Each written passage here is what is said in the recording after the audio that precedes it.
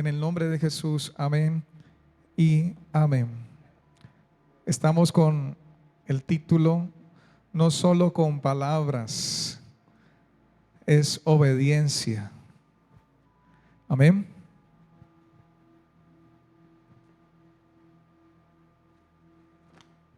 No solo con qué, hermanos, es obediencia.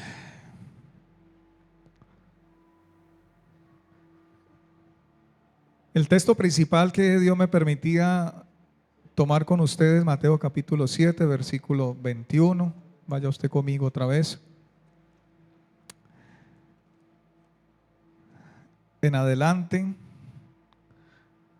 donde dice la palabra, no todo el que me dice Señor, Señor entrará en el reino de los cielos, sino el que hace la voluntad de mi Padre que está en los cielos. Muchos me dirán en aquel día, Señor, Señor, no profetizamos en tu nombre, y en tu nombre echamos fuera demonios, y en tu nombre hicimos muchos milagros.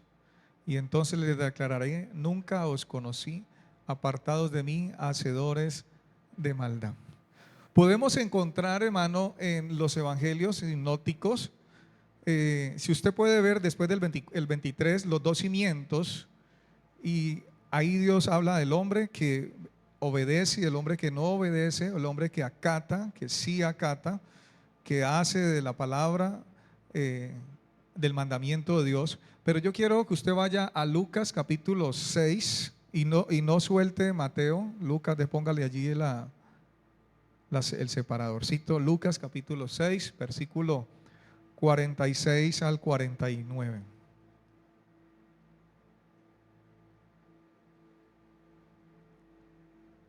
Si usted ve los dos cimientos, también es el mismo título que en Mateo 7:24.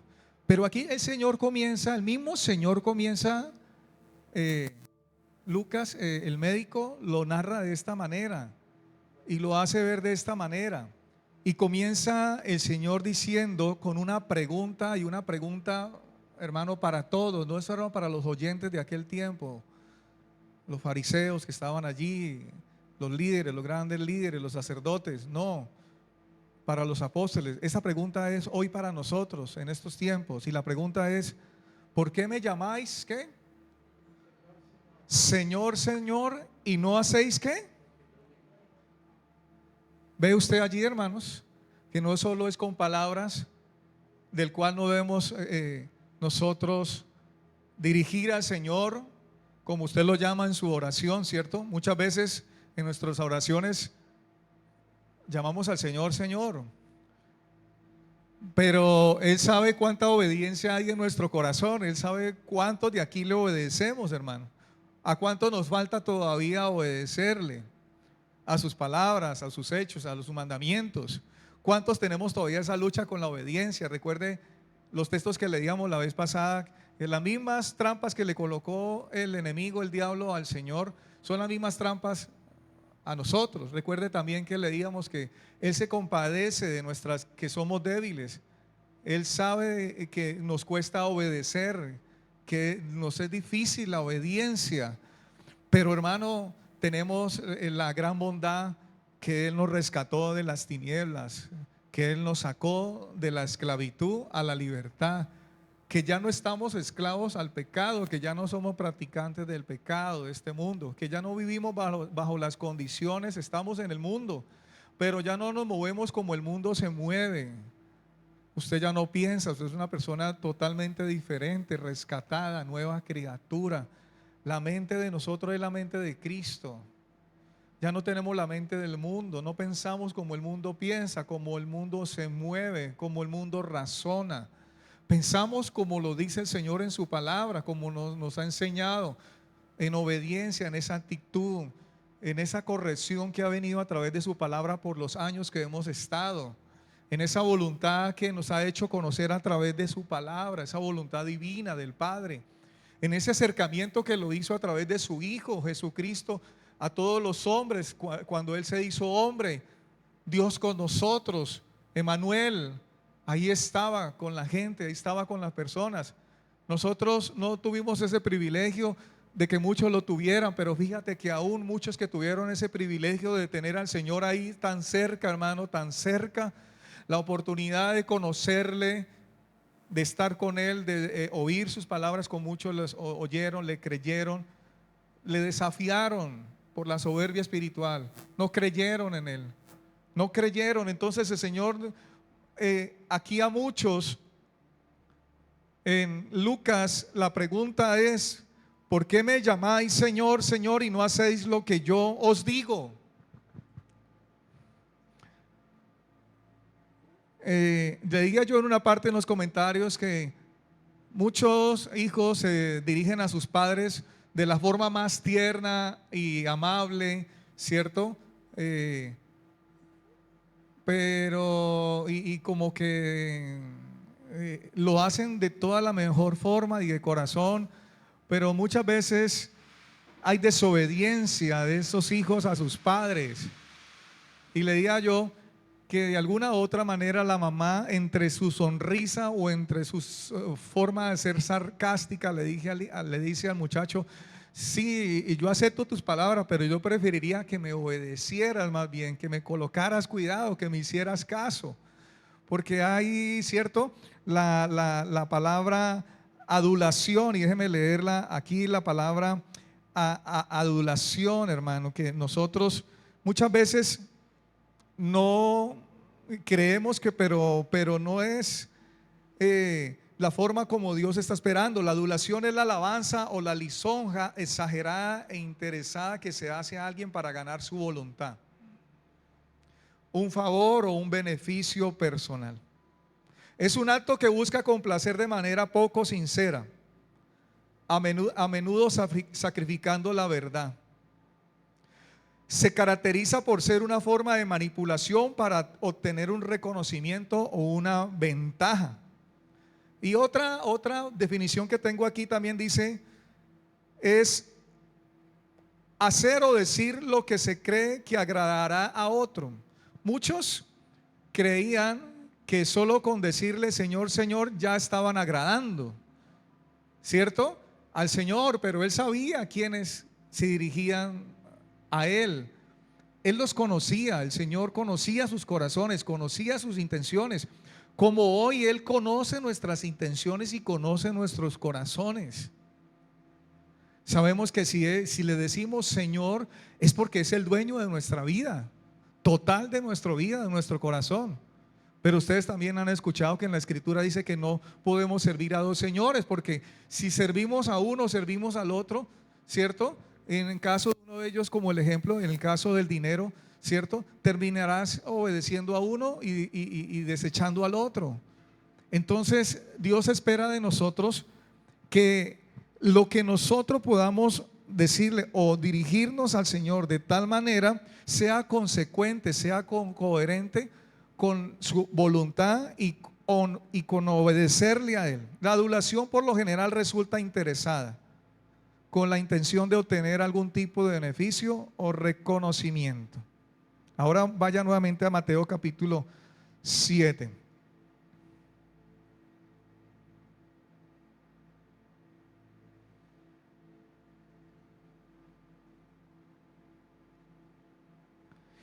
Jesús alerta contra el autoengaño, hermanos. Una manera o una mera profesión verbal de fe, que mucho del pueblo de Dios puede caer en esa misma situación. En una profesión verbal de fe sin obediencia a la voluntad de Dios. Es posible que hasta una persona que se engaña a sí misma pueda ejercer un ministerio espectacular, usando la autoridad de las Escrituras y el nombre de Jesús, sin caminar por la senda de un discipulado obediente. ¿Entiende usted? ¿Comprende usted? Jesús desenmascaró a las personas que aparentaban ser religiosas, pero no tenían una relación personal con Él. Yo creo que el desafío más grande de nosotros como cristianos y creyentes, hermano, es alcanzar esa madurez en esa relación personal con el Señor. Muchos le llamamos el lugar secreto, muchos le llamamos el devocional, muchos le llamamos el momento de intimidad, muchos le llamamos esa relación de intimidad con el Señor, donde le podemos conocer, donde le podemos encontrar, donde le llamamos, donde Él se hace encontrar, donde nos responde, donde nos ve como somos,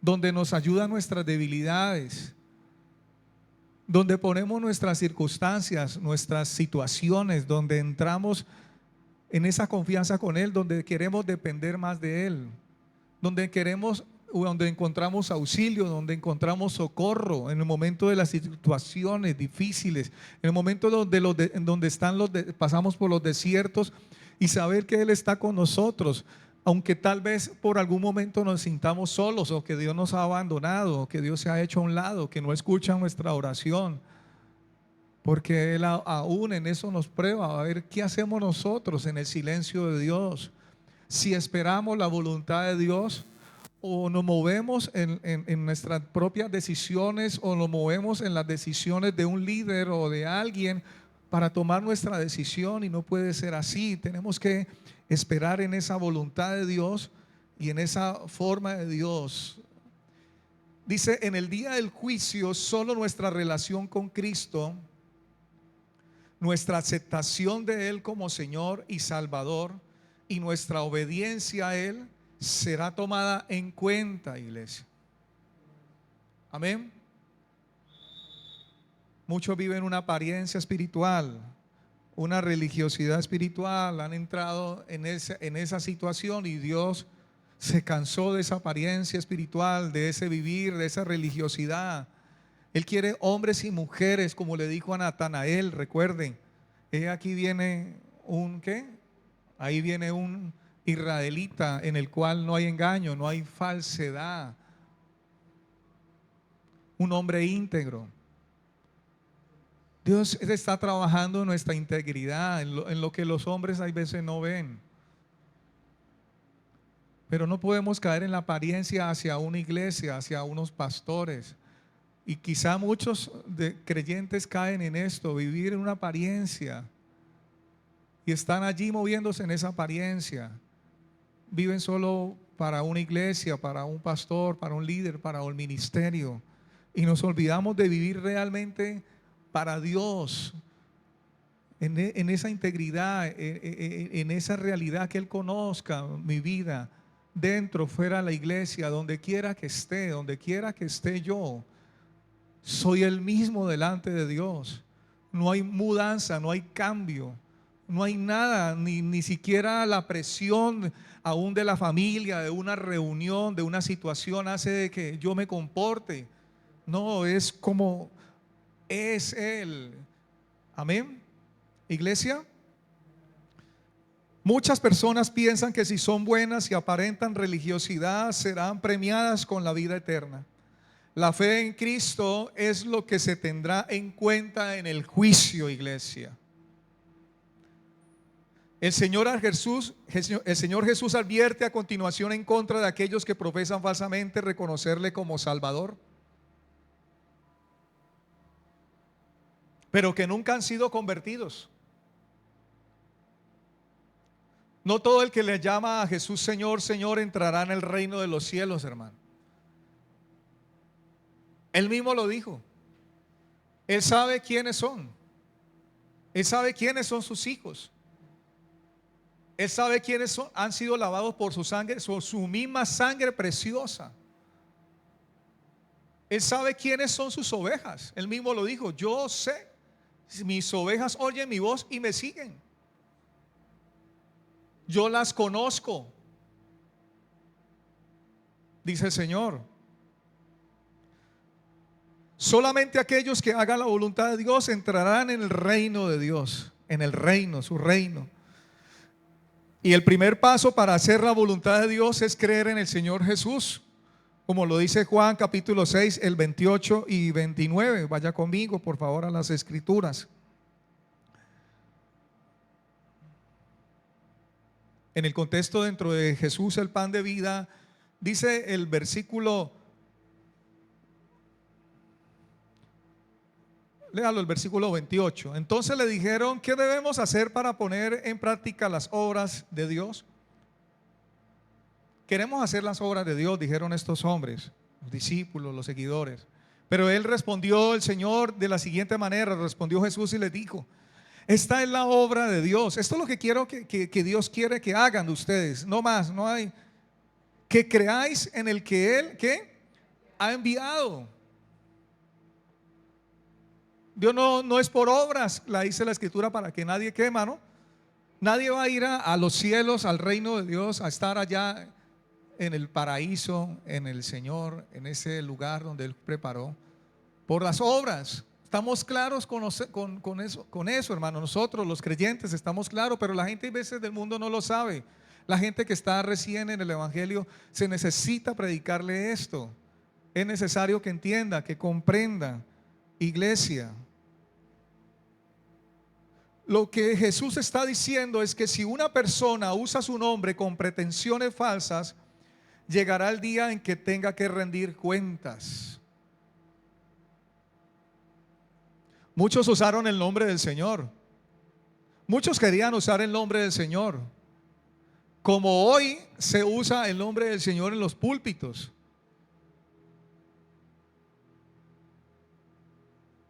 Judas usó el nombre del Señor. Antes de que fuera el Señor traicionado por Judas, Él los envió a los apóstoles. Y ahí estaba Judas. Les dio autoridad.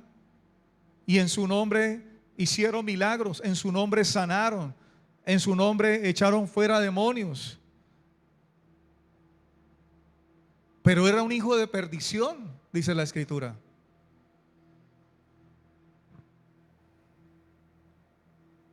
Sus motivos verdaderos serán expuestos y él será desterrado de la presencia de Dios. Escuche. Hay dos grandes verdades de valor en este pasaje. Dice: no hay más que una sola manera en que se pueda demostrar la sinceridad de una persona. Y la verdad, hermano, es la conducta. Nuestra conducta habla más. Nuestro ejemplo, nuestro testimonio, nuestra obediencia habla más. Y por ahí dicen más que 1000 palabras, hermanos.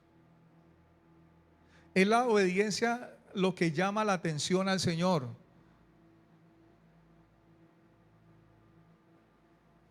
Él nos llama los sacrificios que podamos dar, las horas que podamos estar aún delante de Él, sirviendo en la obra de Dios. Él no le llama la atención los cultos que podamos estar en los servicios. Él no le llama la atención las obras que podamos hacer para Él. Que todo es bueno, hermano. Que todo es el fruto, es la respuesta de un Dios en nosotros. Pero muchos se confían y hay un engaño en esto y caen en el engaño de esto, hermano. Que por ser usados en su ministerio, que por estar siendo usados, se confían y hacen a un lado la verdadera relación con Cristo en esa integridad, a una con el Señor o a un solo con el Señor. Usted y el Señor. Yo y el Señor. Engañoso es el corazón, dice la Escritura, hermanos. Más que cualquier cosa es engañoso el corazón. Las palabras bonitas nunca pueden ocupar el lugar de las obras verdaderas, iglesia. Adulación. En un matrimonio, como un ejemplo. Te amo, te quiero, mi amor. Pero el hombre demuestra lo contrario en su conducta con esa persona que dice que ama.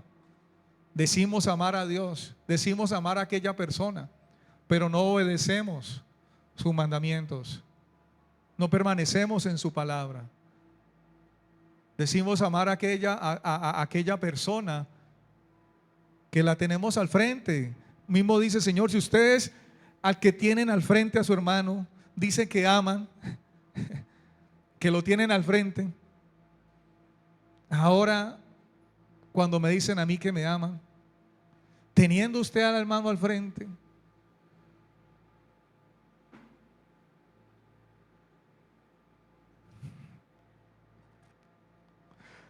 No hay una manera más que de demostrar el amor, y es mediante la obediencia, iglesia. Si decimos amar a Dios, el resultado, el fruto es obediencia, iglesia. Si decimos amar a nuestro hermano, hermanos, que usted ama a su hermano, usted lo soporta con paciencia, ¿cierto? Usted espera, usted no se enoja tan fácil con el hermano, pero y usted ya sabe llevar las cosas en la sabiduría de Dios. Usted ora por ese hermano, ayúdame a amar a esa hermanita. Ese hermanito lija 80, lija 120. Es que todo lo que dice me choca el hermano, dice a algunos. El problema no es el hermano, el problema es muchas veces somos nosotros, el corazón de nosotros. El que no hemos dejado ministrar por Dios allí, labrar por Dios, que Él meta su mano, que Él trabaje en nuestro corazón, en nuestra vida, que saque lo que tenga que sacar, hermano, no más. No más dejar en nuestro corazón, en nuestra mente, aquellas cosas que nos estorban, que están allí, que no nos dejan avanzar. Es mejor obedecerle al Señor, es mejor dejarse obrar en la forma de Él, como Él quiere obrar en nuestros corazones, dejar que Él meta su mano y no nosotros ser tercos, obstinados y tal vez necios, haciendo lo contrario a lo que Él pide de nosotros. Iglesia, no tiene sentido el decir que amamos a una persona y luego hacer cosas que quebrantan su corazón. Cuando éramos pequeños, aquí yo les decía a ustedes ahora inicial, tal vez solíamos decirle a nuestra madre: mamá, te quiero mucho. Y puede ser que nuestra madre nos sonriera a veces y dijera: me gustaría que me lo demostraras un poquito más en tu comportamiento. ¿Ve usted?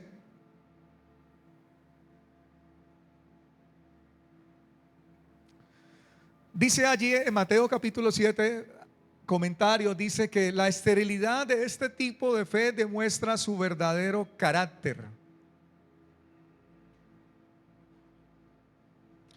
El versículo 20 dice: así que por sus frutos los conoceréis. Amén. La fe que dice pero no hace es realmente hipócrita, iglesia.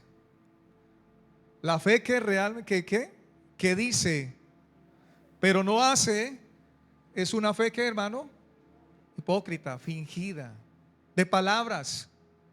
No hay hechos, no hay frutos. Su conducta no habla de un creyente que es coherente a la palabra. Por eso en la casa, con nuestra familia, lo que más habla es nuestro testimonio. Nuestras palabras no hablan, hermano. Si es necesario hablemos, pero más habla nuestro testimonio con las personas que compartimos a diario. Uno en la calle fácilmente comparte a alguien y no lo conoce a uno, su vida, su diario andar, su caminar. Pero en la casa que nos conocen, allí la familia que nos conocen, hermano, verdaderamente lo que deja allí es el testimonio de nuestra conducta a Dios, nuestra obediencia, nuestra entrega. No religiosidad. Dios se aburrió, Dios se cansó. Jesús no estaba sugiriendo aquí que las obras son meritorias para la salvación, pero sí que la verdadera fe no dejará de producir el fruto de las buenas obras, hermano. Y esto es precisamente lo que dice Santiago. Leíamos ahora Santiago capítulo 1 versículo 22 al 25. Tomaba yo esa parte para la oración, hermanos. Jesús dijo de Él mismo: no busco mi propia voluntad. Juan capítulo 5 versículo 30.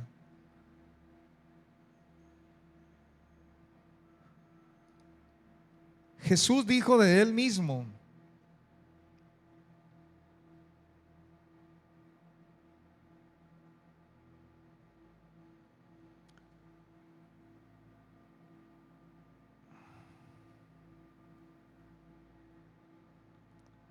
No puedo hacer yo qué. ¿Si es el 5? Sí.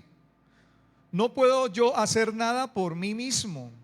Según oigo, así juzgo. Mi juicio es justo, porque no busco mi voluntad, sino la voluntad del que me envió, la del Padre. Amén. En la Nueva Traducción Viviente,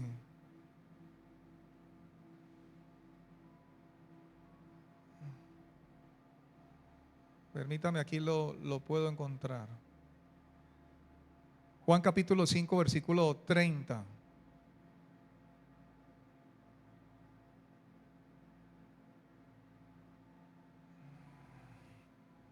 La gloria sea al Señor. Yo no puedo hacer nada por mi propia cuenta. Juzgo según Dios me indica. Por lo tanto, mi juicio es justo, porque llevo a cabo la voluntad del que me envió. ¿Y qué? Y no la mía. Jesús no buscaba hacer su propia voluntad.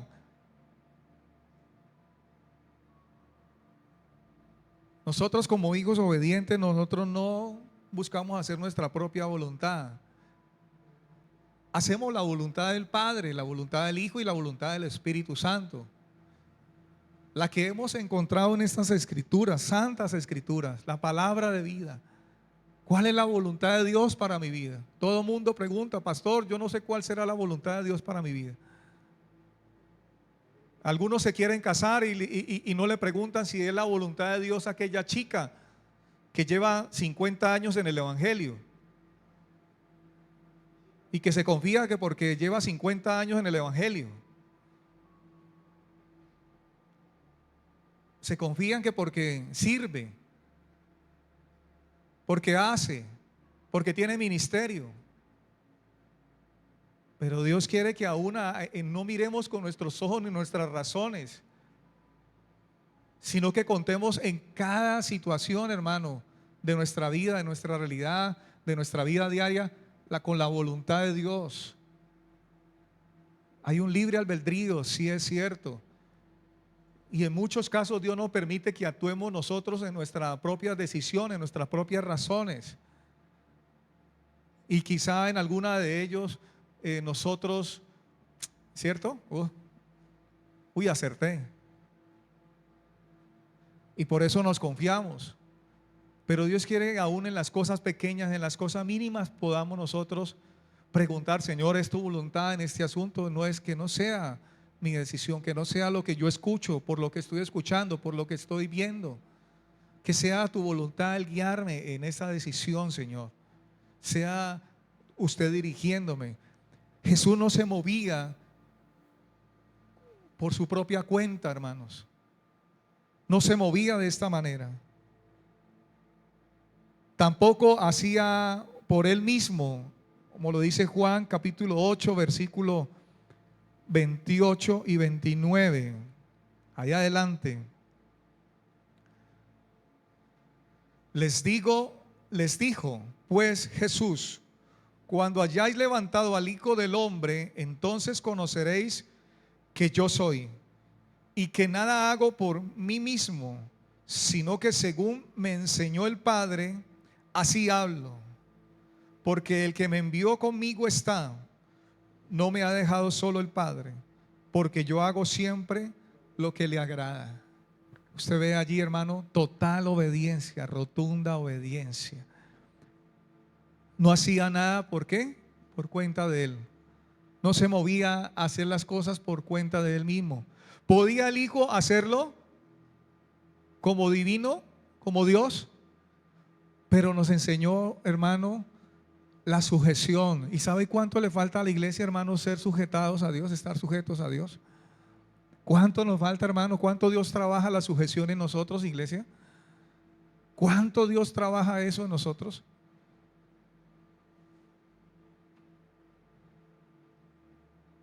El padre quiere que sus hijos se sujeten.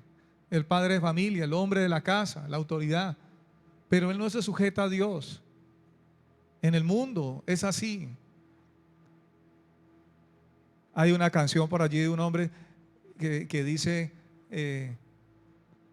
que yo quiero ser como tú porque Él quiere ser como yo. Hablando de su Hijo, pero Él quiere ser como yo, pero yo quiero ser como tú, Señor.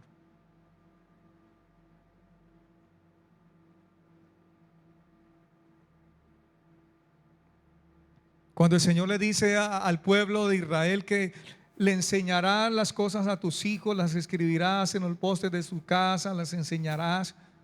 No solo era la enseñanza, hermano, teórica, era práctica de la ley, la obediencia, los mandamientos de Dios. Se deben volver en nosotros no solo oidores, sino prácticos. Cuando le decían a sus hijos, la enseñarás a sus hijos, es que ellos deberían ver la enseñanza de su padre en su vida práctica, en su vida diaria, su vida cotidiana. Cuando dice que cuando hayáis levantado al Hijo de Dios, era en la muerte, en la cruz. Iban a entender muchas cosas.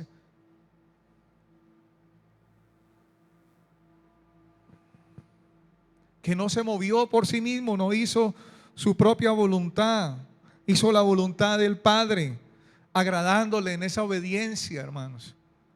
Es que no hay nada más grato y más agradable ver a unos hijos, hermano, y a usted más agradable como padre, la obediencia. O es desagradable la obediencia. Es súper agradable. Los pastores, hermano, ver a una iglesia que obedece la palabra, hermano. Al pastor le es agradable ver hijos, hermano, ver creyentes que están allí dirigidos por Dios, dirigidos por la palabra, dirigidos por el Espíritu Santo, firmes, fuertes. Una iglesia que se está quejando a diario, a cada momento, una iglesia que está con problemas, una iglesia que está en chismes, una iglesia que está en situaciones, una iglesia que está en amargura. Claro, pueden haber problemas, pueden haber situaciones, pero es una iglesia que se deja dirigir, es una iglesia que es humilde, que es mansa. Es la actitud que Dios está esperando de nosotros, iglesia. Él también dijo en obediencia al Padre, Juan capítulo 14, versículo 31.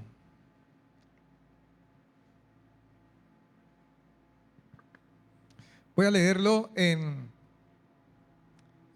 dos versiones.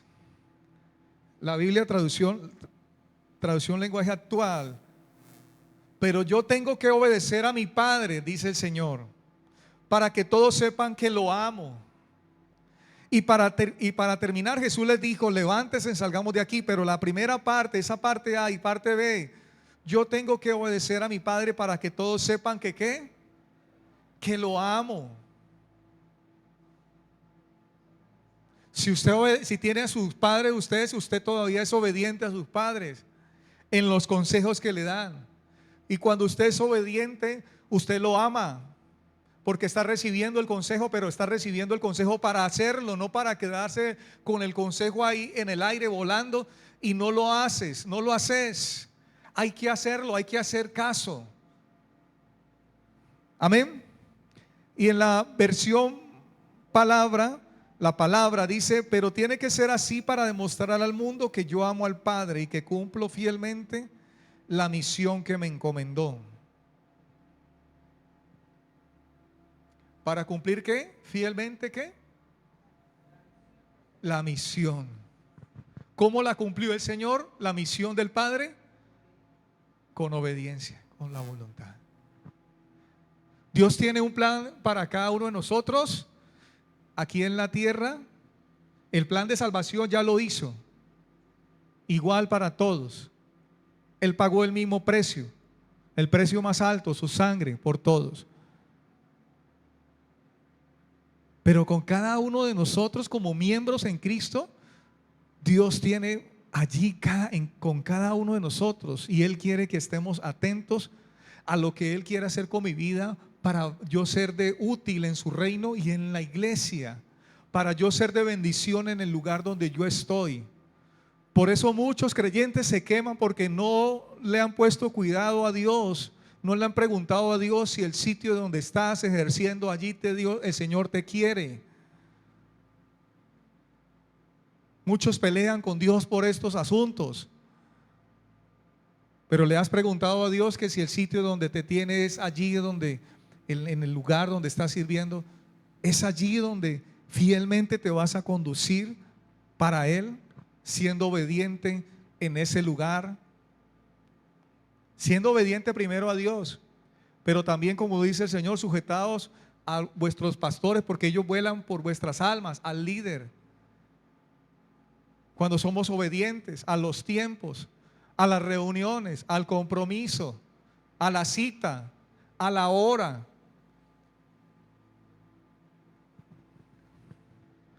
Todo eso se traduce, hermano, en obediencia. ¿Obediencia a qué? Al Padre.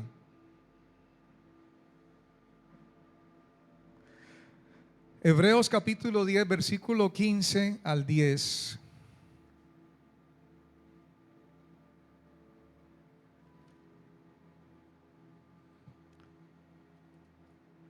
Hebreos capítulo 10.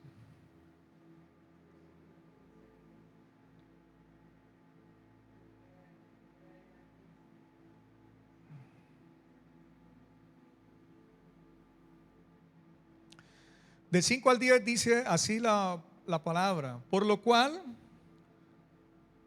entrando en el mundo, dice, y está hablando de Cristo, ¿no? Sacrificio y ofrenda no quisiste, mas me preparaste cuerpo. Holocausto y expiaciones por el pecado no te agradaron. Entonces dije, y ahí habla Jesús, está diciendo el mismo Señor: he aquí vengo, oh Dios, para hacer tu voluntad, como en el rollo del libro está escrito de mí. Diciendo primero, sacrificio y ofrenda y holocaustos y expiaciones por el pecado no quisiste, ni te agradaron, las cuales, ¿qué? Cosas se ofrecen según la ley. Estaban en la ley. Y diciendo luego, he aquí vengo, oh Dios, para hacer tu voluntad. Quítalo primero para establecer esto último. En esa voluntad somos santificados mediante la ofrenda del cuerpo de Jesucristo, hecha una vez para siempre. Amén. Y usted ve que el contexto habla del sacrificio de Cristo que quita el pecado. En la traducción contemporánea de la Biblia, permítame leerle, dice así de la siguiente manera: por eso cuando Cristo vino al mundo dijo, tú no quieres sacrificio ni ofrendas interminables, sino que has preparado un cuerpo para mí. A ti no te agradaron los sacrificios de animales muertos y quemados, ni los sacrificios que se ofrecieron por los pecados. Entonces dije, aquí estoy, Dios. En el libro de la ley está escrito acerca de mí. Vengo a hacer, oh Dios, tu voluntad. Cristo, versículo 8, Cristo comienza diciendo, tú no quieres sacrificios ni ofrendas interminables. A ti no te agradaron los sacrificios de animales muertos y quemados, ni los sacrificios que se ofrecieron por los pecados, aunque todos estos sacrificios los exigía la ley. Luego añade, aquí estoy, Dios, vengo a hacer, oh Dios, tu voluntad. Dios reemplaza el sistema de sacrificio de la primera alianza por el sacrificio de Cristo. En virtud de esa voluntad somos santificados y perfeccionados mediante el sacrificio del cuerpo de Cristo, que fue único y definitivo. Amén, iglesia. ¿Cuántos dicen amén? ¿El qué, hermano? Inmediatamente se puso como qué, hermano, como el cordero, como obediente. Aquí estoy, Señor, que se haga conmigo tu voluntad, no la que yo quiero. Él se ofreció como el único sacrificio vivo, el único, suficiente, el cordero sin mancha. Dígame usted cuántos sacrificios Dios le fue dado a Dios del pueblo de Israel. Cada año, ¿cierto? Por el pecado, la ofrenda, por las otras cosas que el Señor pedía que se debía ofrecer, por tantas cosas, hermanos. Pero a la final, aunque Dios recibía, no era de sumo grato, agradable a Él.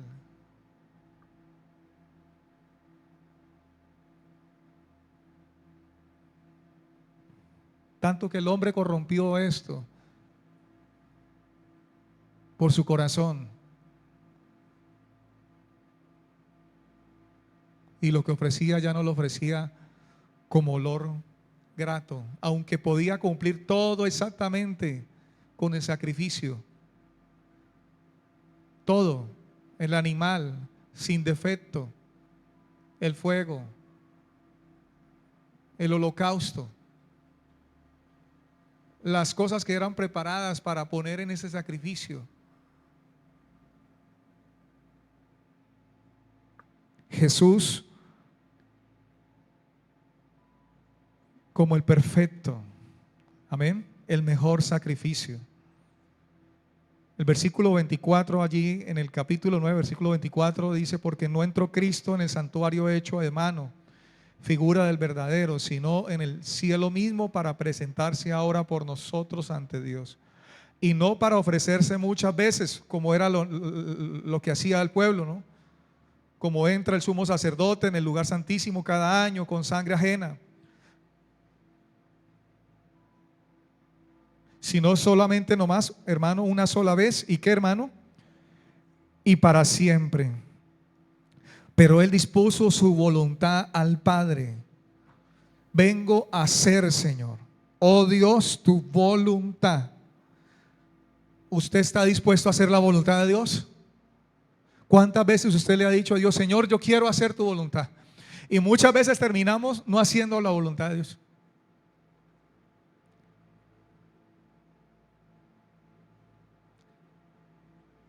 Recuerden lo que el apóstol Pablo dice, pero muchos también se pegan de ahí para tener licencia, hermano. Porque lo que quiero hacer, que es agradable, obediencia a Dios, lo que quiero hacer, que es de acuerdo a la palabra, a las escrituras, en obediencia a Cristo, en obediencia a la palabra, porque es agradable, porque es lo que Dios espera de mí, no lo hago. Pero aquello que todavía yo tengo la lucha con mi carne, no quiero hacer, no quiero ir, no quiero escuchar, no quiero ver todavía muchas cosas. Aquí no, tengo la lucha con mi carne. Y es que, uy, pastor, usted viera, este aparatico saca las horas de uso, de horas de estar allí en todo eso, y le saca a usted la semana. O sea, tantas horas en esto, tantas horas en esto, tantas horas en Instagram. Yo no, hay una parte que lo resume, no hay una aplicación. Tantas horas en TikTok, tantas horas en Facebook. Pero si este aparatico nos viera a nosotros tantas horas en el Señor, tantas horas en la palabra. Y como le digo, no es por obras, no es vas a ir porque estás 1000 horas en la palabra, porque tienes 1000 horas en la diaria, te pasas de las semanas, de las horas. Entonces, Él lo que realmente está viendo de nosotros es la obediencia.